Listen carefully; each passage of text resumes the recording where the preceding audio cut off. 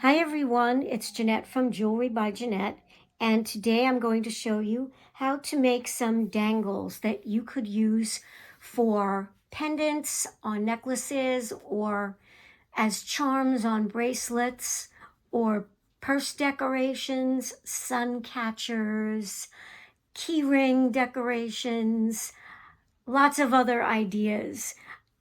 I'd really enjoy hearing your ideas, so please comment below if you have any suggestions, and I can't wait to see what you'd like to use these for. In today's project, I will be using some of the beads that I received from Beebeecraft as part of their YouTube affiliate program. There will be details about that in the description below the video. If you like this video, please remember to like, comment, and subscribe. For today's project, we will be using some beads. They could be beads of your choice. We will be using head pins. These are ball and silver plated head pins.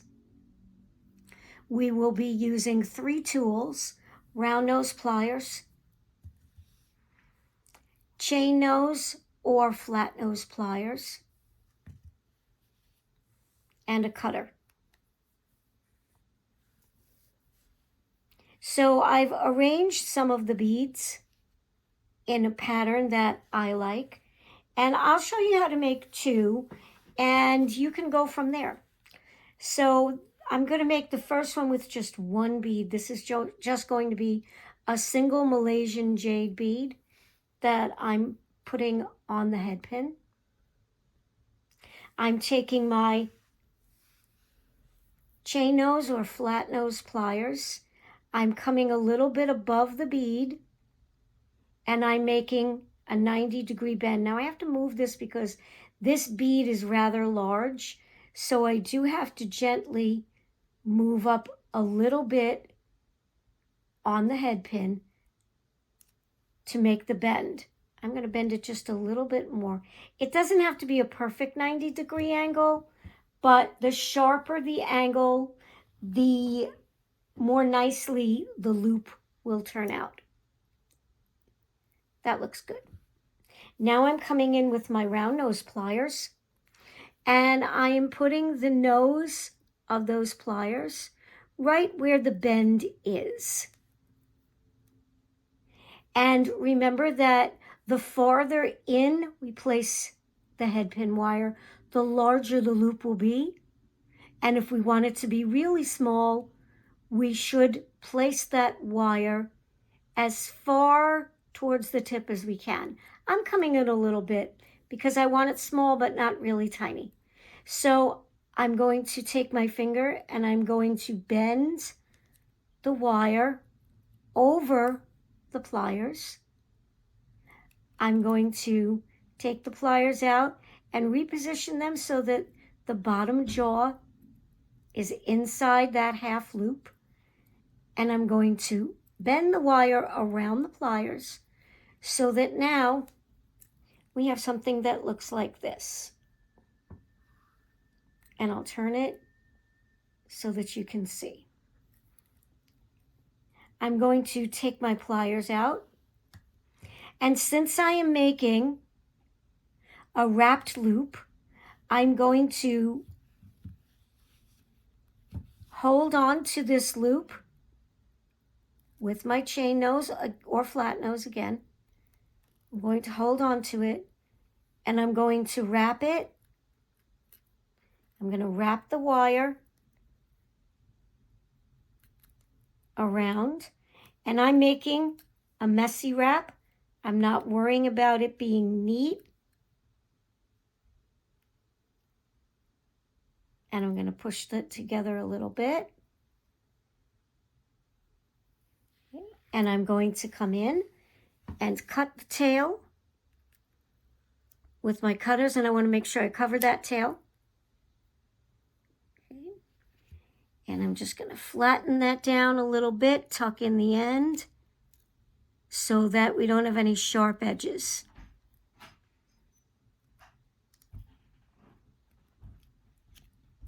And if it's a little too messy for you, like it is for me, I'm just pressing that wire together a little bit, neatening it up a little. Like I said, it is kind of messy, but you know what? It is kind of cute like that. So if you like the messy look, this one's for you. The next one I'll make, I will wrap the wire more neatly so that it's a more traditional type of wrap.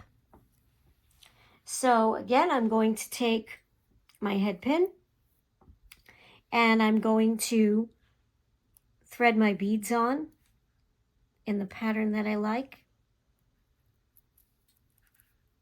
And then I'm going to make my bend once again with my chain nose right above the bead, leaving a little bit of space so we don't crack the bead, making my 90-degree bend.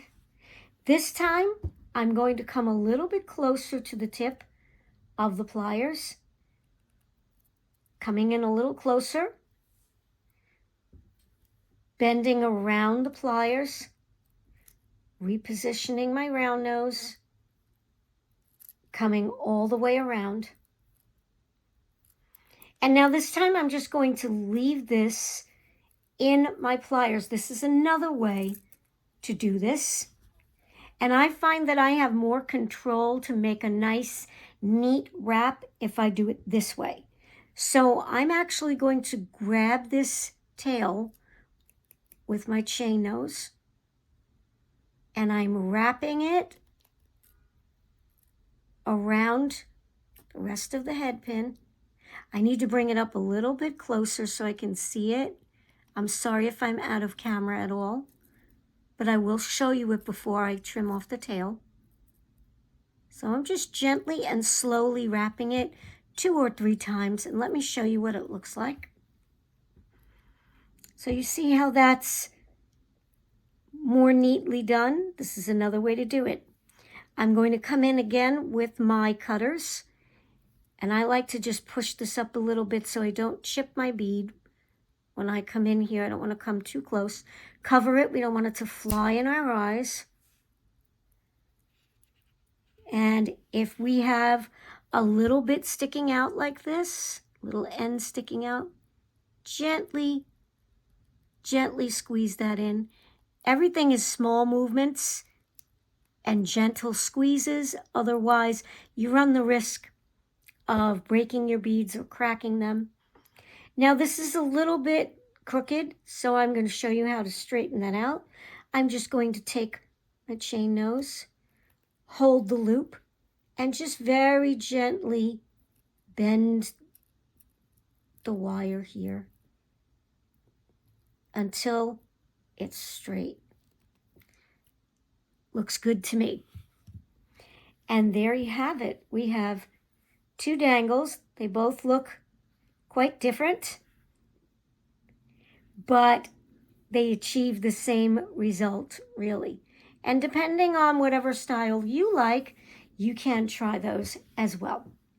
So thank you for joining me. I hope you enjoyed this video, and I hope that you were inspired to create your own dangles to add to your own projects. Remember that you can find details about the beads that I used, Beebeecraft and their program, and you can also find information about my website, which is JewelrybyJeanette.shop, as well as my Etsy shop, which is Jeanette's Crafty Place. Thanks again. Have a great day. Oh, yes, remember, stay tuned for the Henry Cam. He's really adorable, and he had some dental work done a few days ago, so he's still a little groggy and out of it from his medication, so he might be sleeping in this video. Stay tuned. Bye now.